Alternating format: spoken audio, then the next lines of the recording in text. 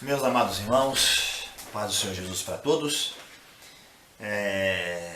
Então, hoje nós vamos aqui nesse vídeo, nessa aula, estar falando sobre apologia, né? Nossa segunda aula, na verdade. E nós vamos estar discorrendo sobre a filosofia e apologia. Pois bem, nós sabemos que a apologia, como nós a conhecemos hoje, ela surgiu, volto a repetir, já falei anteriormente, ela surgiu não da ociosidade.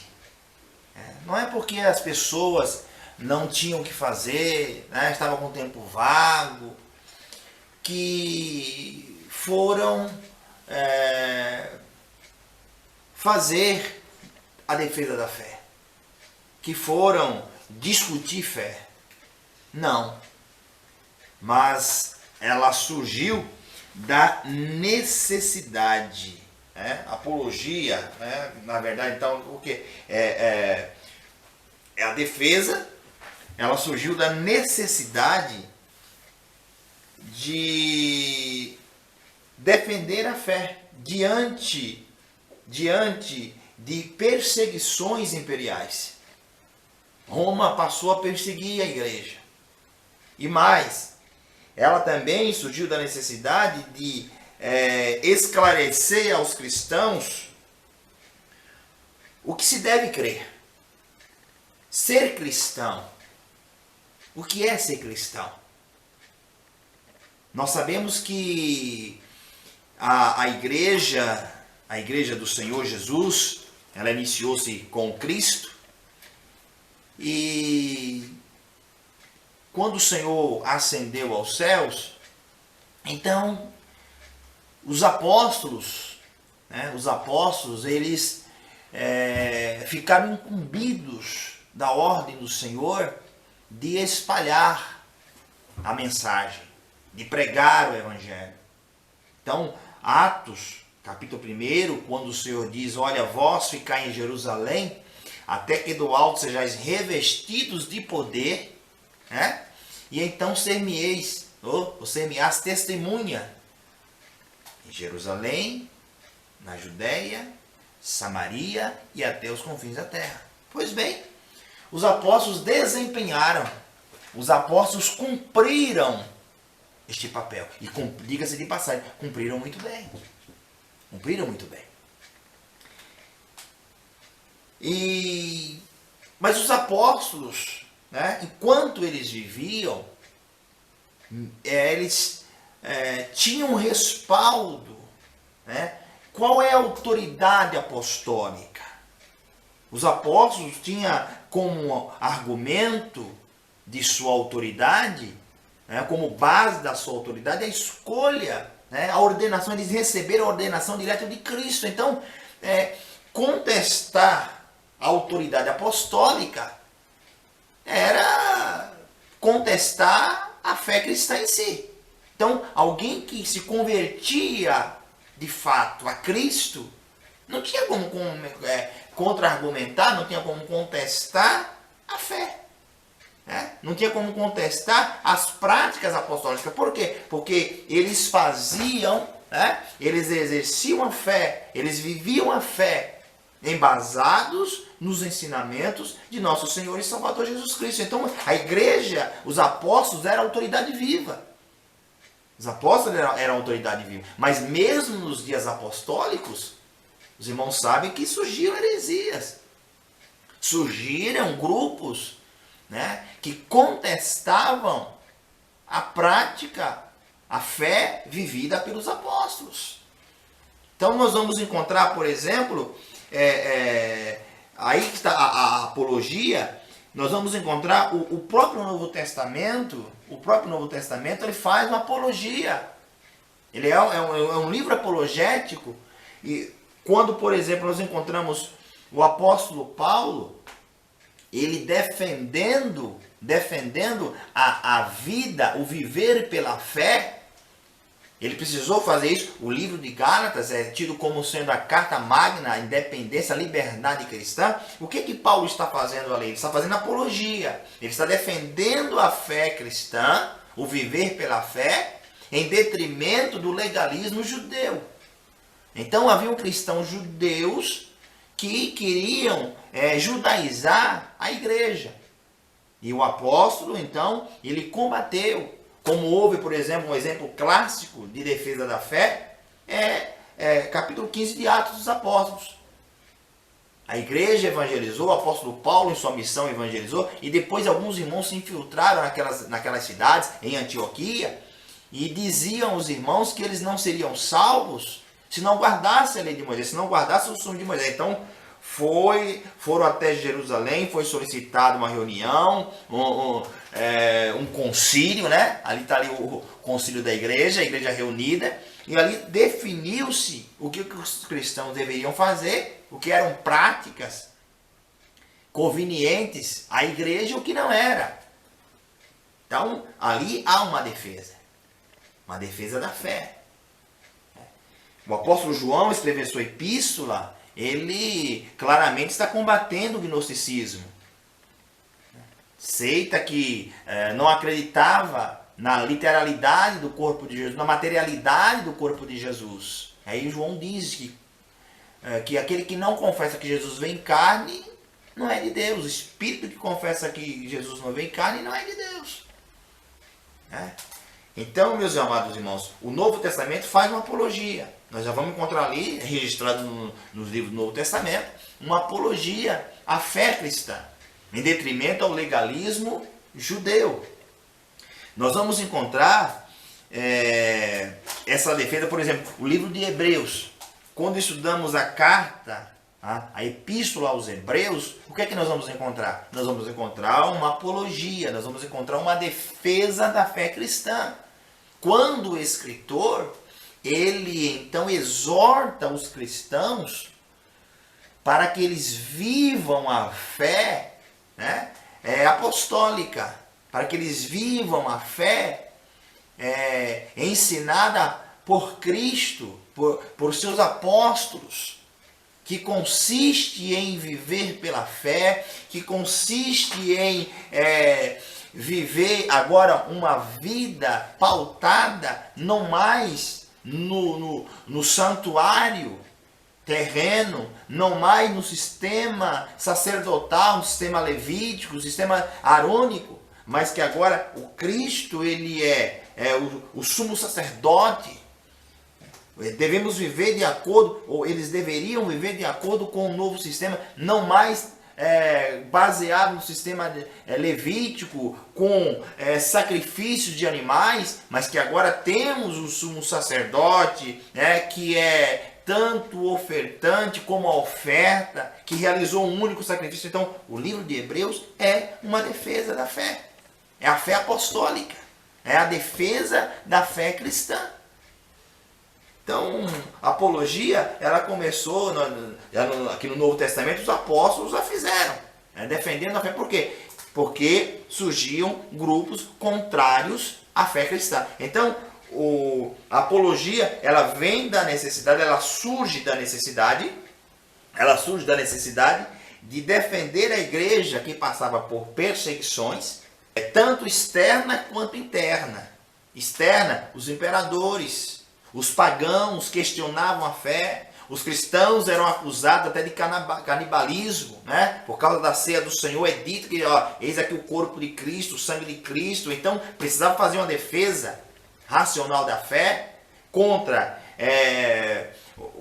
os incrédulos, os gentios. Precisava defender a fé do legalismo judaico, precisava defender a fé cristã, das perseguições imperiais. E aí surge, quem surge? Surge os famosos apologistas. Os pais, na época dos pais da igreja, surgem esses homens, como eu disse aos irmãos. Os apóstolos sucederam a Cristo, pregavam, ensinavam, e eram respeitados A sua autoridade emanava da escolha de Cristo, que Cristo os escolheu, então eles tinham autoridade. Mas os apóstolos, eles morreram. Por volta do ano 100, né? Ano 90, ano 100, o último apóstolo a morrer foi João. E aí? E agora? A quem ouviremos? Quando surgiu uma dúvida, porque nós devemos entender que até ali o 3º século nós não tínhamos a formatação, o fechamento do cânon sagrado. Então, o que é ser cristão? Quais são as práticas cristãs? Como um cristão deve viver? O que o cristão deve crer? Então, para responder a necessidade de responder essas questões, é a causa de nós termos tido ali os primeiros apologetas. Homens que se colocaram para defender a fé. Homens que se apresentaram para dissuadir as pessoas de ensinar heresias.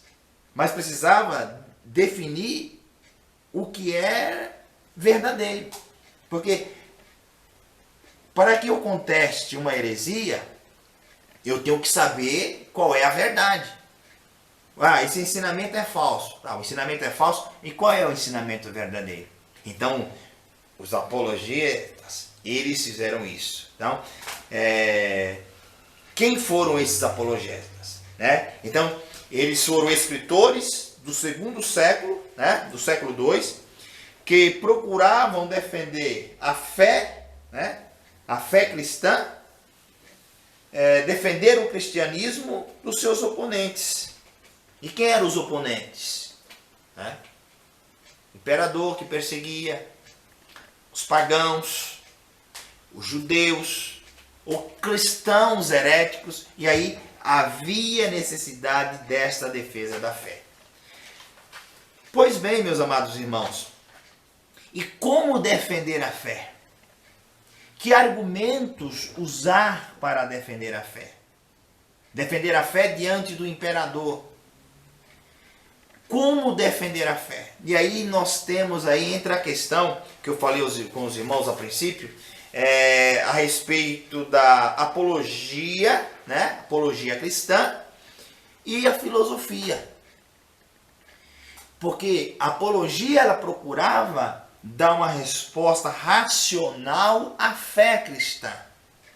Então, quando indagados, quando questionados, estes homens, os apologetas, eles procuravam dar uma resposta racional. A fé, ela é espiritual, mas ela não é irracional. Ela não é totalmente explicável. Ela não é totalmente racional. Porque é espiritual, porque é invisível, é abstrata. Mas ela não é irracional. Né? Ela transcende a razão, é verdade. A fé transcende a razão, mas não é irracional. Então, esses apologetas, eles procuraram dar uma resposta. Eles procuraram, por exemplo, argumentar para o imperador, por exemplo, contra Marco Antônio, por exemplo, os apologetas procuraram dissuadi-lo de promover perseguição à igreja, visto que o Império Romano ele se julgava um império justo. Logo, os apologetas foram mostrar que os cristãos não praticavam coisas erradas. Eles não eram fora da lei, eles não praticavam crimes. Então, se os cristãos não praticavam crimes, por que serem perseguidos? Então, este foi o papel dos apologetas. Papel, diga-se de passagem, muito importante. Muito importante. E aí, meus amados irmãos, eles iam defender a fé como? Porque a fé, a apologia, ela é feita baseada em alguns critérios. Ela pode ser baseada em alguns critérios. Por exemplo, nós podemos fazer uma defesa pela observação empírica. Tá? Os irmãos que têm aí o nosso material, pode observar aí a partir da página 11, que o comentarista aqui então ele vai estar mostrando, né, como fazer uma defesa. Ela pode ser feita pela observação empírica, baseada nos sentidos. A pessoa, ela tem um conhecimento, ela tem sentido, ela tem uma razão, então ela faz uma definição, né? Então ela faz uma defesa, ela é capaz de fazer uma defesa pelo conhecimento empírico, aquilo que não é comprovado, né? Não tem uma comprovação, mas ela tem uma experiência, né? Por exemplo, você amanhece o dia, você fala, sabe que hoje vai chover? Logo, quando você não tem acesso à meteorologia, se olha o tempo, por exemplo, eu saí de casa, tá aquela cerração, tem aquela neblina, o que é que eu penso? Ó, tá frio agora, mas eu vou me preparar porque o dia vai ser quente. Agora, quem é que disse para mim, qual é a base científica que eu tenho para acreditar que aquele dia vai ser quente, que o sol vai ser muito quente naquele dia? Conhecimento, a experiência que eu tenho. Eu não tenho nenhum dado científico para mostrar, mas faz muito tempo que eu estou acostumado a ver essa cena. Quando a neblina, quando a cerração, o dia amanhece com aquela cerração, e todas as vezes que isso acontece, o sol esquenta. O dia vai ser um dia de muito calor. Isso é empírico. Eu não tenho dado científico, mas eu estou acostumado pela experiência, pela prática, que aquilo vai acontecer, né? Então, a defesa da fé pode ser baseada ter base empírica, né? O cristão, ele também pode usar a razão, né? Usar da razão, da lógica para explicar a fé, e também, né? E mais importante, a revelação, que é o conhecimento dado por Deus, e essa revelação ela está onde? Na palavra de Deus. Na palavra de Deus. Agora eu pergunto, como é que você vai argumentar com uma pessoa, como é que você vai argumentar, defender a fé diante de um incrédulo que não acredita na palavra de Deus? Né? Você argumentar, defender a fé com alguém que acredita na palavra de Deus, você pode utilizar a palavra de Deus. Você vai utilizar a Bíblia e fala, não, meu irmão, não, meu amigo, você acredita na Bíblia? Acredita, então, ó, na Bíblia está escrito assim, assim, assim. Você faz a defesa baseada na Bíblia, ok? Maravilha. Mas quando eu lido com alguém, fala, não, o que você está fazendo está errado. Ele vai falar, mas por que está errado? Ah, porque a Bíblia diz, fala, não acredito na Bíblia. A Bíblia para mim não tem valor. A Bíblia para mim é um livro comum, é um livro escrito por homem, manipulado por homem. Então, isto significa dizer, né, que a menos que você argumente, né, aí você vai ter que fazer já a primeira defesa da Bíblia, né, uma defesa da palavra de Deus, para depois convencer essa pessoa que a sua prática está errada porque a Bíblia reprova. Agora, se você pega essa pessoa que ela não acredita na palavra de Deus, não acredita nos ensinamentos, na revelação de Deus, mas você vai argumentar pela razão, você pode tentar convencê-lo, né? Vou falar da existência de Deus. Existem os argumentos. A gente não pode provar que Deus não existe, que Deus existe, mas existem os argumentos. Existem os argumentos utilizados. E aí é o que eu falo para os irmãos. Não dá para mim fazer uma defesa da fé, a defesa da existência de Deus, baseado na Bíblia, única e exclusivamente, para alguém que não acredita na Bíblia. Porque se ele não acredita na Bíblia, tudo que eu falo a respeito da Bíblia, ele fala, não, está escrito na Bíblia, para mim não vale. Ele vai exigir uma outra argumentação. E aí surgiu uma grande questão aqui. Houve muita divergência entre os apologetas, porque uns acreditavam que poderia haver uma defesa da fé utilizando-se da própria filosofia grega, helenista, que era muito forte, era muito influente nos dias apostólicos, nos dias dos pais da igreja, nos dias dos apologetas. No segundo século, a influência grega era tremenda, era muito grande. E muitos desses apologetas, eles também eram de origem filosófica, se converteram ao cristianismo. E aí, explicar a fé cristã, utilizando-se de argumentos filosóficos, havia motivo de discordância. Né? Uns acreditavam que podia, outros achavam que não podia fazer isto. Né? Outros acreditavam que isso não podia ser feito. Né? Como utilizar a fé? Como utilizar a filosofia? Como defender a fé utilizando-se da filosofia? Então, tinha pais apostólicos, tinha apologetas que não concordavam com esta ideia. E aí surgiu grandes dificuldades. Então, pode ou não pode utilizar a filosofia? É lícito ou não é lícito utilizar a filosofia para defender a fé? Né? Tertuliano, um dos primeiros, né, defensores da ideia, defensores da fé, um dos pais da igreja, ele era contra, usou a famosa frase: o que Atenas tem a ver com Jerusalém?